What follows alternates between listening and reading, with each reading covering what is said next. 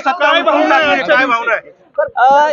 ही जी काही 25-30 वर्षांचा वनवास हा मिटवलेला आहे तो भगुरकरांनी मिटवलेला आहे. त्याच्यामुळे मी मनापासून त्यांचे आभार व्यक्त करते की त्यांनी मला काम करण्याची तिथे संधी उपलब्ध करून दिलेली आहे.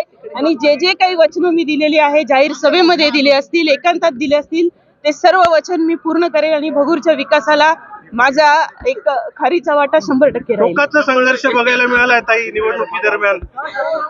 संघर्ष तर खूप आहे आणि संघर्षाची सवय बालपणापासून आहे. त्याच्यामुळे संघर्ष हा काही मोठा जरी असला तरी शेवटी विजय तेवढाच मोठा आहे. महायुती म्हणून परत एकत्र येणार का निवडणुकीमध्ये? महायुती म्हणून नक्कीच भारतीय जनता पक्ष असेल. आम्ही जे काही इथे उबाठासोबत शिवसेनेसोबत आम्ही जे काही अलायन्स केलेलं होतं, नक्की त्याचाही फायदा झालेला आहे. आणि महायुतीच्या भारतीय जनता पक्षाच्या सर्व पदाधिकाऱ्यांनी, आमचे गिरीश भाऊ पालवे असतील, जिल्हाध्यक्ष असतील, त्यांचे आमचे जिल्हाध्यक्ष, सर्व पदाधिकाऱ्यांचं हे यश आहे, कार्यकर्त्यांचं हे यश आहे. वडिलांचा उल्लेख केला गेलेला होता, त्यामुळे तुम्ही आणि प्रचार सभेमध्ये भाऊक झालेला होता. एका लेकीनं आज काय करून दाखवलं असं तुम्हाला वाटतं?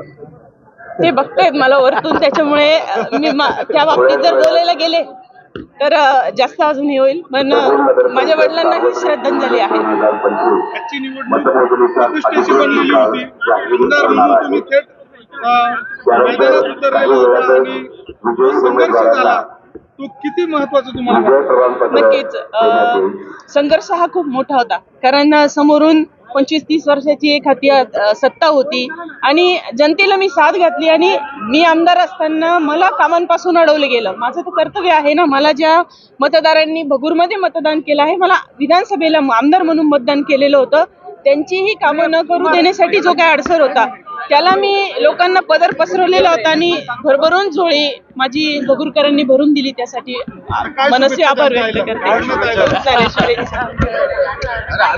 एक चांगलं काम त्या नक्की करतील आणि 2 महिला प्रामाणिकपणे भगूरकरांचा विकास करतील याची मला पूर्ण खात्री आहे.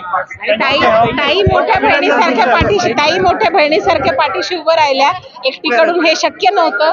ताई होत्या म्हणून आम्ही दोघींनी मिळून हा विजय खेचून आणलेला आहे. तो श्रेय त्यांना देखील मोठं श्रेय आहे त्यांच्यासाठी. दोघींचंही अभिनंदन.